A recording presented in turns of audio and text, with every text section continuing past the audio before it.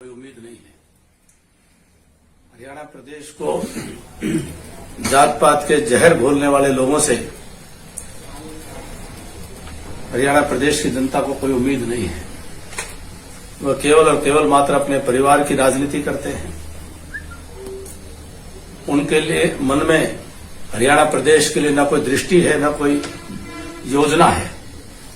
हरियाणा को क्या देने वाले हैं, कोई उनका किसी भी प्रकार का कोई खाका नहीं। न उनके पास कांग्रेस की नीति है, न उनके पास हरियाणा के लिए कोई कार्यक्रम है। वो तो रात दिन केवल इसी प्रयास में रहते हैं, ये केन प्रकार सत्ता हाथ में आ जाए और फिर से हरियाणा को असंख्य हाथों से लूटने का वो काम कर सकें। हरियाणा के किसान जमीनों की धांधली को नहीं भूला है। हरियाणा के किसान के नाम पर जिस प्रकार से जमीनों की लूट खसोट हुई, हरियाणा की जनता को अच्छी तरह से याद है। हरियाणा के गरीबों पर किए हुए जुल्मों को आज तक हरियाणा की जनता नहीं भूली है। किस प्रकार से उन्हीं की पार्टी के अध्यक्ष के ऊपर लाठियां चलाई गई। अशोक तंवर जी एक बहुत सांसद रहे, बड़े नेता रहे, दलित समाज की आवाज बनकर के काम करते रहे। उनके ऊपर जिस प्रकार का हमला हुआ हरियाणा की जनता को अच्छी तरह याद है। कुमारी शैलजा प्रदेशाध्यक्ष को 6 महीने तक काम करने की इजाजत नहीं दी। वह जबरदस्ती और धींगा मस्ती हरियाणा की जनता भूली नहीं है। ऐसे लोग जिनका लोकतंत्र में कोई विश्वास ही ना हो, ऐसे लोग जो सामंतशाही सोच से अपने परिवार से बात सोचते ही ना हो, ऐसे लोगों से हरियाणा की जनता को कोई आशा उम्मीद नहीं है। अशोक तंवर से सिंपैथी जताई, आपने भी जताई और उससे पहले भी कई बीजेपी नेता ने कहा कि अशोक तंवर से अपना अन्याय हुआ। तो क्या कोई उम्मीद है, कोई बीजेपी में भी वो आ सकते हैं? आजकल वो पार्टियां बहुत बदल रही है। पहले तृणमूल में गए थे, फिर आम आदमी में है, इससे पहले भी उन्होंने अपना मंच बनाया। तो बीजेपी में उनके लिए उसको सवाल वो नहीं है। सवाल है किसी के साथ अन्याय हो, उसको अनदेखा नहीं किया जा सकता। किसी के साथ इतना खुला जुल्म हो, उसको अनदेखा नहीं किया जा सकता। और इस स्तर के नेता पर ऐसा उनके शरीर पर चोटें पहुंचाई जाए, इसको कैसे नजरअंदाज किया जा सकता है? कोई भी हो, किसी भी पार्टी का हो। आपने किसानों का जिक्र किया, तो किसान तो आपके राज्य में भी कई महीने सड़कों में बैठे रहे। देखिए, वो किसान आंदोलन एक भारत की सरकार का जो हमारा जो कानून आए थे, उनको लेकर के कुछ भ्रम के कारण से किसान आंदोलन चला और हमने बड़ी ईमानदारी से किसानों के साथ में सहानुभूति रखते हुए अपनी बातें केंद्र सरकार के हमारे नेतृत्व तक पहुंचाई। लेकिन बड़ाई करनी पड़ेगी मोदी जी के नेतृत्व की, अमित शाह जी के नेतृत्व की, मनोहर लाल जी के संयम की, कि इतने लंबे चलने वाला आंदोलन, सड़कें 1 साल तक लगभग बंद रही हों,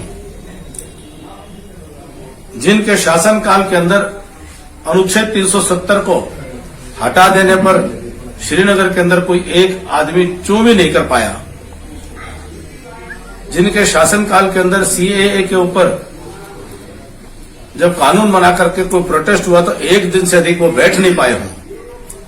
ऐसे में किसानों के प्रति अपनापन दिखाते हुए प्रधानमंत्री जी ने और गृह मंत्री जी ने कि 1 साल तक कोई किसानों के ऊपर किसी भी प्रकार की कोई कार्रवाई न की हो, अपने आप में ये दर्शाता है कि किसानों के प्रति भाजपा के नेतृत्व के मन में कितना आदर है।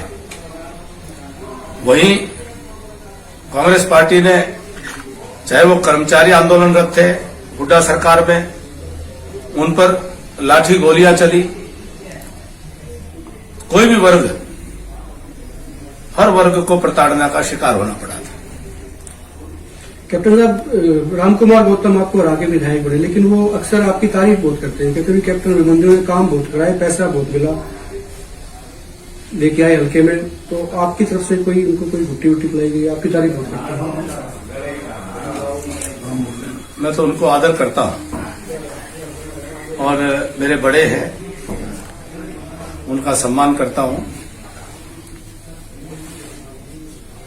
बाकी उनका धन्यवाद कि उन्होंने काम देखा, भले बाद में दिखाई दिया। इस बात का कभी अफसोस होता है कि भी जो जीत गए उनको काम दिखाई दे रहा है, लेकिन जिन्होंने वोट नहीं दे पाए थे या नहीं दिए थे उनको काम नहीं दिखा? नहीं, मुझे तो बहुत खुशी है, मुझे तो गर्व है, मेरे नारनौंद की जनता पर मुझे गर्व है कि हरियाणा प्रदेश के अंदर नारनौंद की जनता ने विकास के कामों पर मोहर लगाई और हरियाणा में शायद अकेला ऐसा हल्का है जिसने 2014 से 2019 आते आते 20% वोट बढ़ाया। जो काम किया था उस काम का देख करके जनता ने आशीर्वाद दिया। नहीं तो 5 साल के बाद वोट बढ़ना, और वो भी 5वां हिस्सा 20% वोट बढ़ना कोई सामान्य बात नहीं है।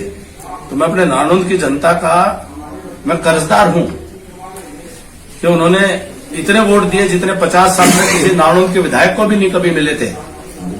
जब हम खुद विधायक बने थे तब भी हमें इतने वोट नहीं मिले थे।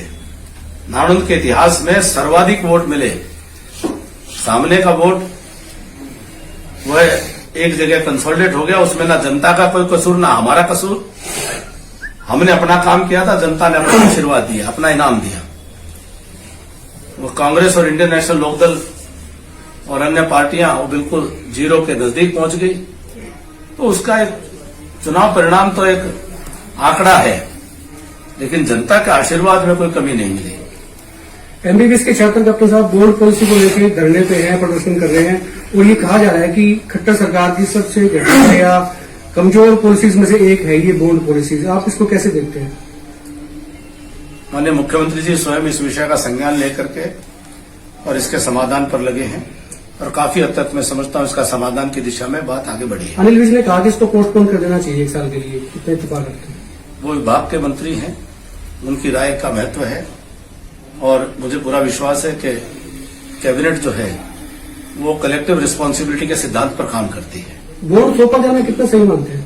मेरा उत्तर आप, क्योंकि आप बाकी सबको मौका ही नहीं दे रहे या बाकी किसी के पास सवाल नहीं है, मैं उत्तर पूरा कर दूं कि कैबिनेट कलेक्टिव रिस्पांसिबिलिटी के सिद्धांत पर काम करती है, सामूहिक जिम्मेवारी के सिद्धांत पर काम करती है। मुझे पूरा विश्वास है माननीय मुख्यमंत्री जी और स्वास्थ्य मंत्री जी मिलकर के, क्योंकि कैबिनेट ही सरकार का मूर्ति होती है, मिलकर के इसका समाधान करेंगे। पंकज जी। सर, हरियाणा कांग्रेस के कुछ बड़े नेता बीजेपी के संपर्क में हैं, जैसे किरण चौधरी, तो क्या रहेगा सर? कभी कभी तो आप लिखते हो हमारे संपर्क के अंदर भूपेंद्र सिंह हुड्डा भी कांग्रेस से वो तो मुख्यमंत्री कह देते डूब चुका जहाज हैं है। कांग्रेस एक डूब चुका जहाज है, कांग्रेस में अब कुछ बचा नहीं है। कांग्रेस में नैतिक बल भी नहीं बचा है। कांग्रेस की भारत जोड़ो यात्रा से आप क्या समझते हैं, कितना बदलाव होगा हरियाणा में प्रवेश करने वाले किस दिन में ही? 55 साल की उम्र में कम से कम ध्यान तो आया कि इस देश को समझना भी पड़ेगा। दुष्यंत चौटाला ने तारीफ की है राहुल गांधी की, भी 1.5 महीने से घूम रहे हैं, काबिल तारीफ। कोई भी मेहनत करे उसकी तारीफ होनी चाहिए और इस मामले में हम भी तारीफ करते हैं। भले उनको 55 साल की उम्र में ध्यान आया जो उनको 25 साल की उम्र से पहले कर लेना चाहिए था। देश को जानना, देश को समझना, देश के प्राण तत्व को समझना, देश की आत्मा को समझना। अब जिस प्रकार से महाकाल के मंदिर में उज्जैन में साष्टांग प्रणाम करते हुए दिखाई दिए, तो सहसा ही हमको ध्यान में आया कि वो इस संस्कृति के प्रवर्तक हैं जो कहा करते थे सर्वोच्च न्यायालय में कि भगवान राम कभी हुए नहीं, राम सेतु कभी बना नहीं, रामायण काल्पनिक है। आज देश की जनता की ताकत के आगे वही आज साष्टांग हुए जा रहे हैं। तो केरल से चलते चलते मध्य भारत पहुंचते पहुंचते और साष्टांग हो गए हैं। कश्मीर आते आते पूर्ण रूप से उनको ध्यान में आ जाएगा कि भारत का प्राण तत्व क्या है, भारत की संस्कृति का प्राण तत्व क्या है, भारत की आत्मा क्या कहती है। देर आए दुरुस्त आए। की पार्टी का अपना काम है। मैं तो शुरू से एक बात मानता हूं, राजनीतिक क्षेत्र में जनता भगवान के मंदिर में स्थापित तो ईश्वर का रूप होता है, जनता उस तरह से होती है। ये समाज लोकतंत्र का मंदिर और जनता भगवान रूप। जनता को किया गया कोई भी वायदा, मैंने अपने 25 साल के राजनीतिक जीवन में कभी कोई बात ऐसी नहीं की जिसको पूरा न करूं। जनता को सर अपने भगवान के मंदिर में किया हुआ वायदा हमेशा उसको निभाना चाहिए। जनता के साथ वायदा खिलाफी, जनता के साथ विश्वासघात, कुछ बोल करके जाना और कुछ बोल करके वोट प्राप्त करना ही केवल राजनीति की सफलता नहीं होती। राजनीतिक सफलता वो होती है जो जनता को किए गए वायदे पर, विश्वास पर खरा उतरना।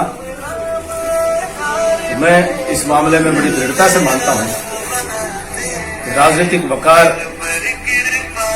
उम्मीद करता है कि आदमी अपनी बात पर खरा रहे।